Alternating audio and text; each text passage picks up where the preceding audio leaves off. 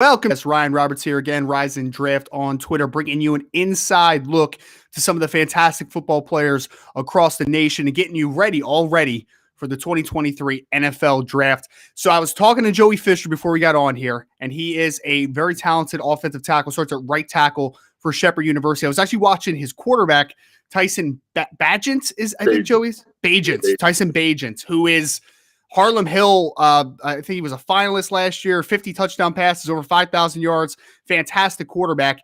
And I just kept writing down number 76 because I'm a weirdo and I have a notepad still. So I kept writing down 76. I just kept but pluses next to it. And he has one of the better highlight tapes that I've ever seen personally, man. It's just pancake after pancake, like I was kind of telling Joey for the show. But want to welcome Joey Fisher into the show. One of the better offensive linemen I have actually evaluated so far the early parts of this process for 2023. Joey, appreciate you again, man. I know it's, semester ending, traveling soon, doing all that type of stuff, just getting off of spring ball. Appreciate you taking a few minutes, man. Yeah, no problem, man. Thank you. I appreciate you having me on here.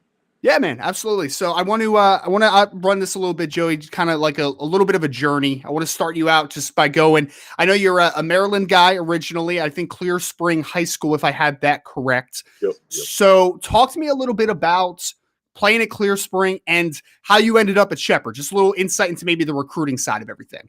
Yeah. So it's definitely, a roller coaster ride for recruitment. I did go to a small school. Clear Springs has around 400 players, 400 students total in the school. So a small 1A high school in Western Maryland. And then around like my sophomore year, I kind of got looks and stuff like that. I ended up missing my junior season. And came back senior season, excelled pretty well. Had a couple, big looks. One of them would being University of Maryland. Those are the guys that kind of offered me first. Took a little visits to, West Virginia, Wake Forest. A lot of schools around that area. And then, like I said, being a local guy from Maryland, my dad's from Baltimore.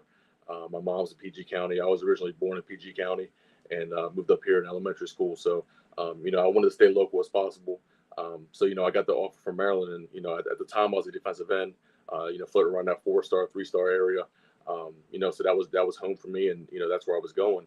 And then about 2 weeks before signing day, the coach at the time, Randy Etzel, got fired, got released. And then I think my D-line coach was the last coach there from the original staff, Chad Wilt. He ended up, getting cut towards the end too. So that kind of threw me into a blender, and not knowing the coaching staff and stuff like that, I felt like I was in an uncomfortable position. So I ended up decommitting from there, and then about a week or two after signing day, I ended up going to Towson University. I went there for a little bit in the fall. I felt like that wasn't a fit for me, so I ended up leaving.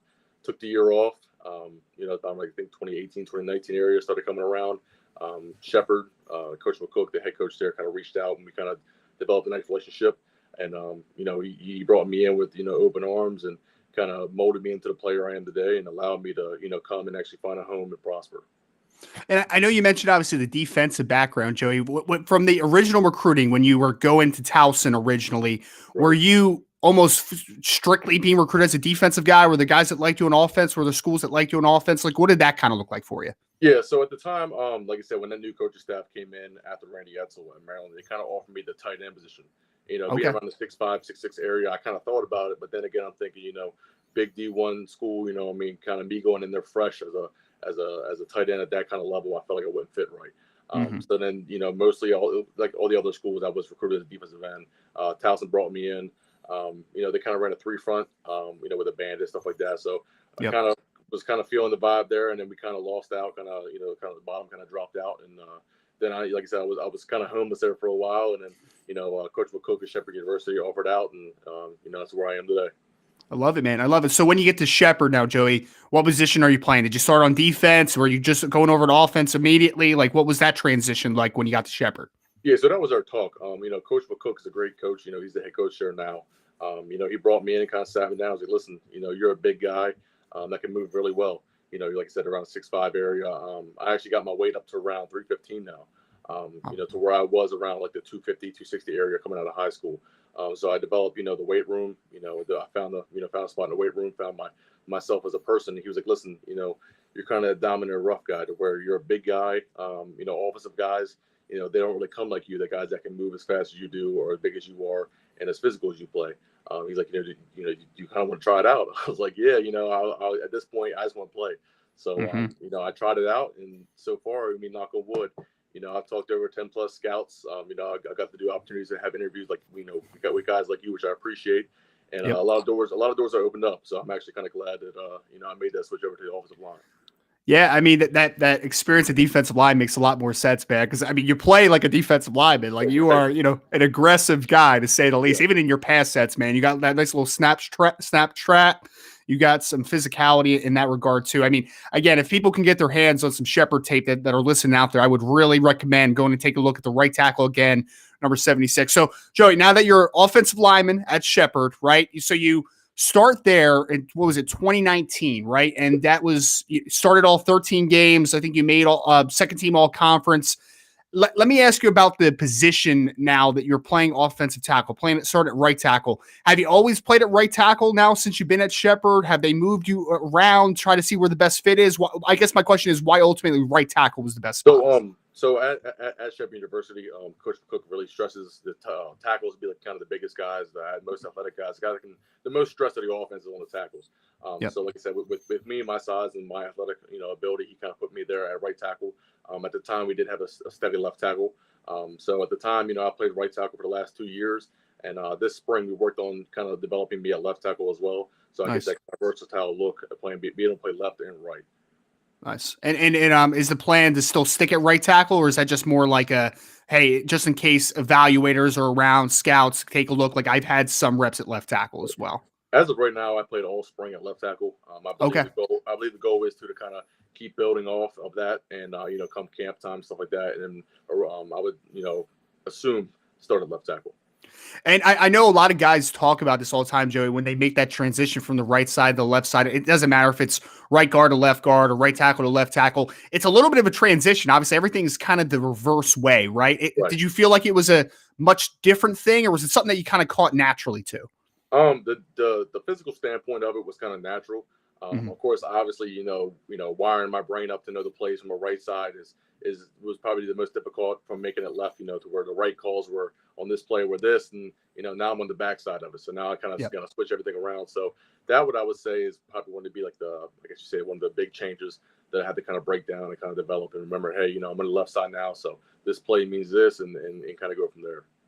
And so 2020 gets wiped out because of the COVID-19 pandemic on the level. Obviously, Yep. I think every Division II team was wiped out. Unfortunately, I think there was a couple that maybe played a couple games that fall or whatever.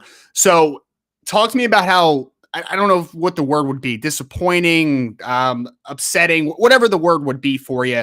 Just how tough was it to just miss out on the 2020 season? And was there ever anything in your mind where you said like, I see some people hitting the portal, maybe trying to find other opportunities. Was that ever anything in your mind? Yeah, the situation was gut wrenching. Mhm. It was definitely one of the things. Like I came off a good year.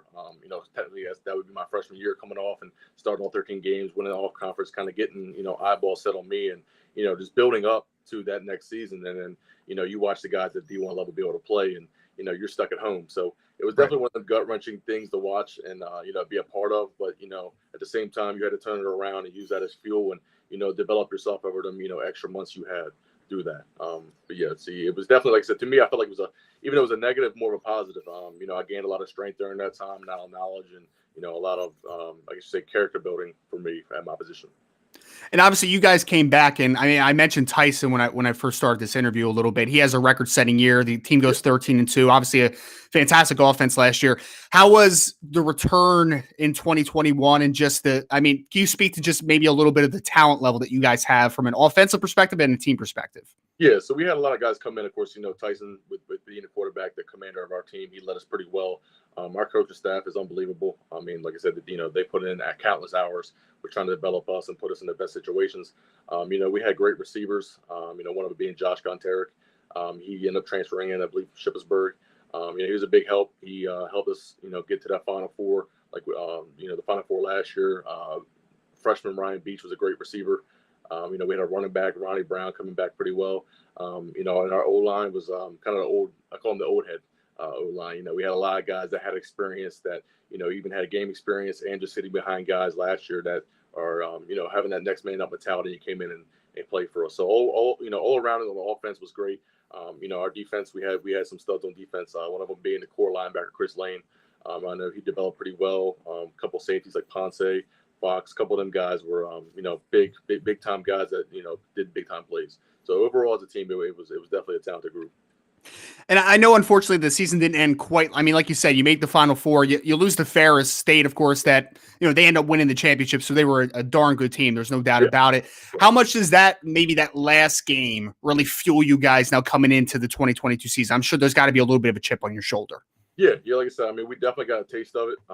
With being able to win, the game before the region, with a Hail Mary pass and kind of going again, winning the region, and a back-to-back Hail Mary pass as time expires. So, those right there just gets you kind of fueled up, leading into that Final Four game. And, like I said, it was definitely a great team opportunity and the team opportunity. The staff's behind us, the fans were behind us, and being able to travel down to Michigan, the plane ride with your guys and, the hotel and kind of like I said, I mean, even though we lost, it was definitely a great experience from a player standpoint and a team building standpoint. Like I said, as coming into this year, we got a couple fresh guys. Like I said, we're gonna have to have that next man up mentality.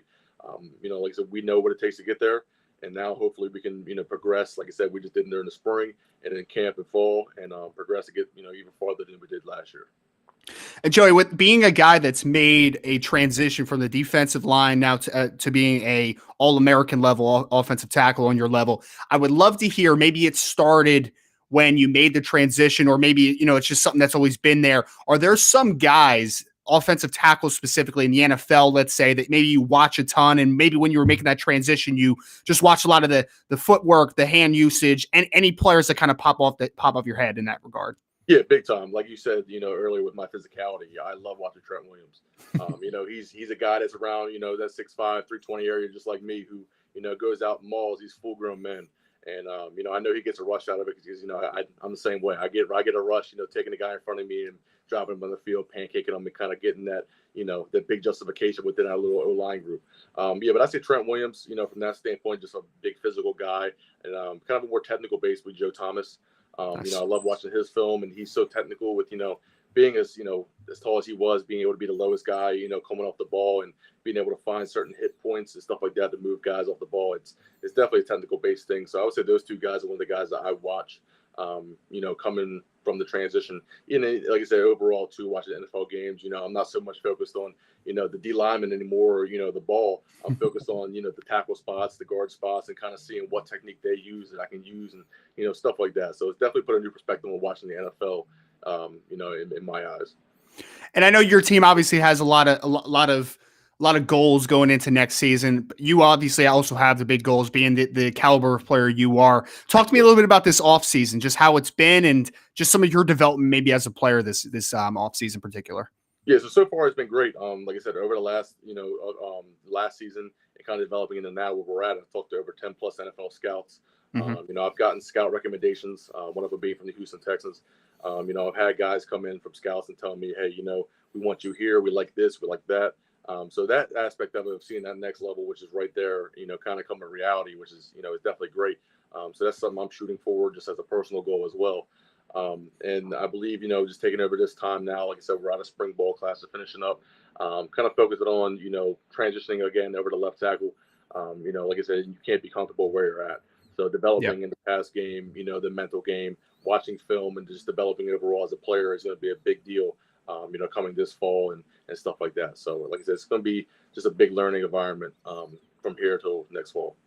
And for the people listening out there, I think that they don't really maybe have a general understanding as far as how busy it gets for you guys in the spring, because we have like the Blesto scouts, across the NFL coming in, doing the junior days, have scouts just taking the traditional school visits. It's got to be really cool, man, because you mentioned it, 10 plus scouts, a recommendation from the Texans. It has to be pretty cool. You've had a little bit of a journey here to the point that you are now. Getting some recognition has to feel pretty good. Yeah, it's definitely a sweet feeling. Like I said, going through the whole roller coaster ride of, like I said, being a 3 to 4 star player, I'm thinking, I'm going to be able to get, a nice spot. I can, kind of set up and get my time at, the signing day. And, starting from there, just dealing with the emotional roller coaster, going here, going there, talking to, schools and stuff like that. And to finally find a home that's appreciating me and, I appreciate them, and being able to excel at what I do. Because I said, I try to be the best I can be at every position. I'm probably my biggest competitor, my biggest critic. So yeah, I mean, just being able to, see the guys at the next level to think, hey, it's right there. Those guys are talking to you. Those guys are giving you, like I said, recommendations and kind of talking to you one-on-one about, who would you bring with you, stuff like that is definitely an eye opener. And it's one of them sweet highs that you never really want to get rid of. And Joey, I want to ask a question just for my general knowledge. So you're a kid that like the 2020 season obviously was knocked out. So you had that extra year, right? So technically you could go back for 2 more years, right? Am I right there? Yeah. So as of right now, I do have this year coming up and then a year afterwards. Gotcha. But the plan would be right now with just the eyes that are on me and our quarterback Tyson Bagent. And like I said, we had like you mentioned, the Bledsoe scouts. We had them in about mid-April. We ran for them and stuff like that, and they were saying, between just me and Tyson, we should bring all 32 teams, GMs, coaches, and stuff like that, XFL, Yep. CFL guys in. So hearing that does give us a little spark between me and him and pushing each other and try to develop to be the best we can for that next level. Yeah, man. Yeah, absolutely. And kind of my last question for you is, with that in mind, that this could be potentially your last season, I just want a quick, look into maybe a year from now. I mean, you could have just been drafted or signed as a free agent. You could be potentially, living out a dream to play professional football. I just want a 2-part question. How long has that been a dream to be a professional football player? And number 2, what would it just be like the blessing of that being a reality in the pretty near future? Right. It started when I started playing football around 3rd grade. I came through the Pee Wees and, just growing up and watching them guys, it's always, not even the money aspect of it, but just being, be able to continue the sport that I love and grown to attach to and, be able to make that profession where, you're working out, you're eating, all the time, you're with the guys playing football, not a lot of guys get that opportunity. So it's always been a goal of mine, from day one. And, on the other side of that too, the fact that it could be a reality has definitely put some pressure on me, from sacrifices of, like I said, vacations and stuff like that, kind of got to limit your time. And, it's no more, hey, let's go out and play ball, with the guys. It's, hey, I got to think about my body and my future. And like I said, I can only imagine, what it would be like to be able to say I made it, or at least, got an opportunity to play with the NFL team and being able to express my talents and, show them out to the next level. It'd be crazy. Yeah, man. Well, I'm looking forward to seeing the rest of your journey. Obviously, hopefully this time next year you're strapping on an NFL jersey and got the mini camp stuff out of the way. Again, joined by Joey Fisher, offensive tackle out of Shepherd University. Joey, this was fantastic again, man. I know you can read just the backstory on guys as much as you want, but I just kind of love the face-to-face interaction, man. I really appreciate the time. Yep, I appreciate you having me out here. Thank you.